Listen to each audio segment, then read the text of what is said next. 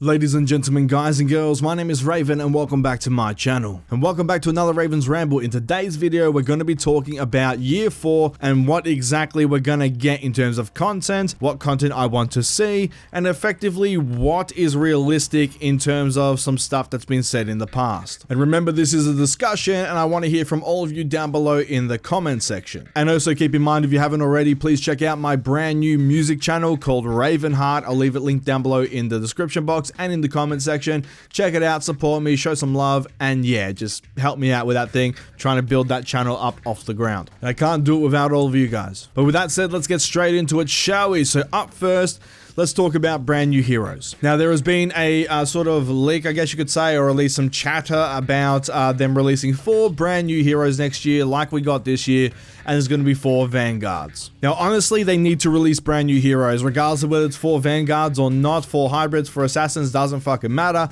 It needs to be 4 brand new heroes. I would prefer them to go back to the release schedule of, 2 brand new heroes every season. Doesn't look like that's happening though. Everything's sort of being tuned down, so I'll settle for 4. But we really do need brand new heroes, and I've said this before in the past a million times. I'm going to say it again. Heroes, every single, season keeps this game alive, essentially. Because right now, that's the only exciting thing to look forward to, unless we get a brand new mode or they drop a faction on us. And of course, there's some armor and stuff, which is cool, but at the same time, everyone loves brand new heroes. And for those of you who don't, I don't know what to tell you. I personally love brand new heroes, and I need brand new heroes in the game. It keeps me interested, it keeps me coming back every, season to just check out what's new, and it helps the game evolve. So 4 brand new heroes is a must. We really, really need that. And to be completely honest, by the sounds of it, they're going to be doing that, and it would be completely stupid of them to say they're not doing that. If they don't release brand new heroes, what the hell are they going to release? Because they need content to keep people interested, and I can't fathom what else they would do. They just want to cap it at the current heroes.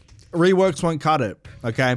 You can't go for another balance thing like, an Operation Health. That's not going to cut it either. That's going to get very, very boring very, very quick. And I know some people are skeptical about the brand new heroes, but like I said, there's not really much else they can do, and it's desperately needed. And if they did 4 brand new heroes, it would help give them time in order to set up for For Honor 2. So if they want to do For Honor 2, it's going to take a bunch of time to get that going. Just like when they had released the game, everyone was saying that we need dedicated servers. The devs were saying, oh, it's really, really hard to do dedicated servers. That's fine. And you had all the hardcore fanboys who were saying, no, it's impossible. They can't do dedicated servers. We've said this. They can't.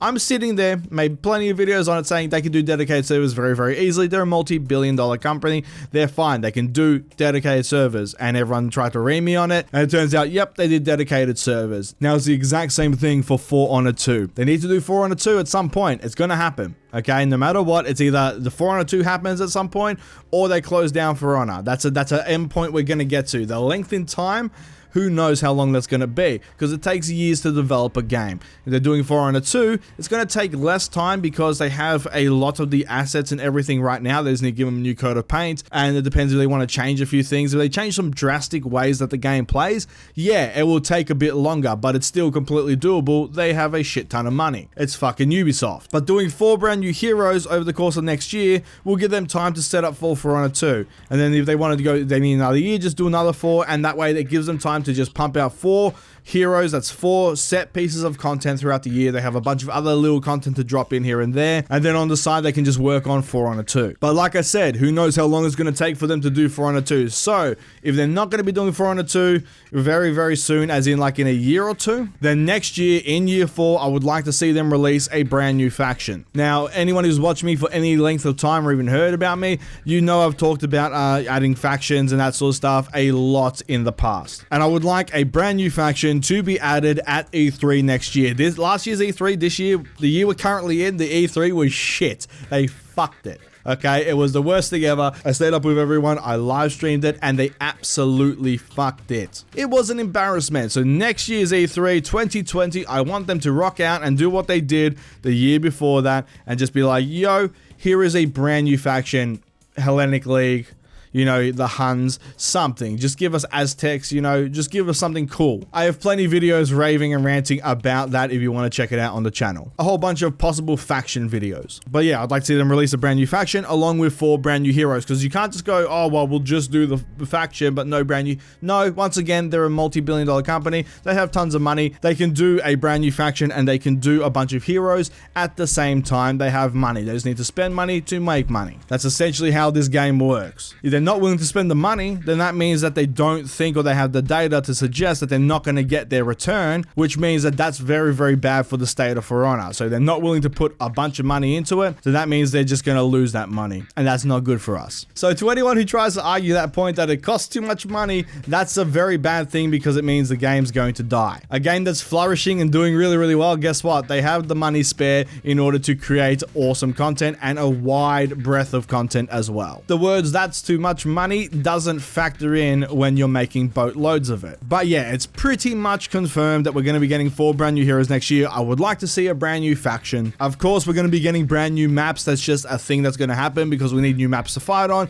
and they have an entire team there that's dedicated to maps and other environmentals and that sort of stuff. So new maps will be a thing. I would like to see them start making maps for the game modes that people actually play as well. I'm sick and tired of them releasing maps and you can't play it in Dominion, but it's a tribute map or it's a siege map. Just make maps for the game modes that people play. Siege, people play for the most part. Okay, you got Dominion, everyone plays. You got Duel, everyone plays. The other ones, no one really fucking plays. So make maps for the ones that everyone plays. Stop trying to make maps to entice people to play the dead modes that no one cares about. That's not how this works. No one cares about it for a reason. It's there, people can play it, they're choosing not to. So scrap that. That doesn't work. Stick with the stuff that works. And of course, if they don't release it at the arse end of this year, which I don't think they will, I think they'll try and push it to next year as, like, you know, launch features and that sort of stuff for 2020 to try and get people to come back. I think that's how they're going to do it, but we are going to be getting brand new armor.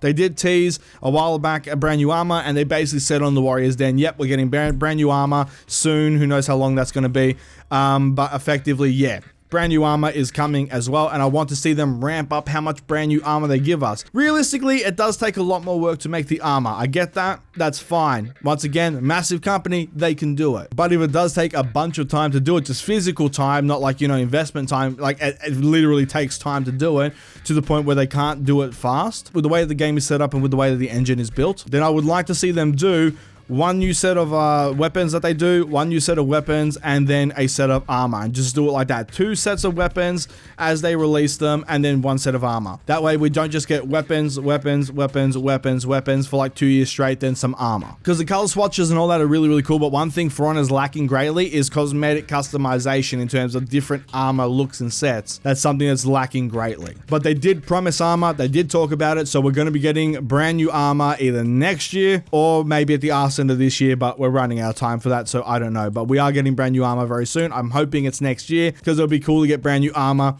and that means they can get brand new armor to, like, you know, some of the heroes that have just come out this year and everything. Gives them a little bit more time, essentially, to pump out armor for the brand new heroes that came out in 2019 for 2020. So the things that we 100% know we're going to get next year is brand new maps, because they need to release new maps, and it's also they got an entire team for that.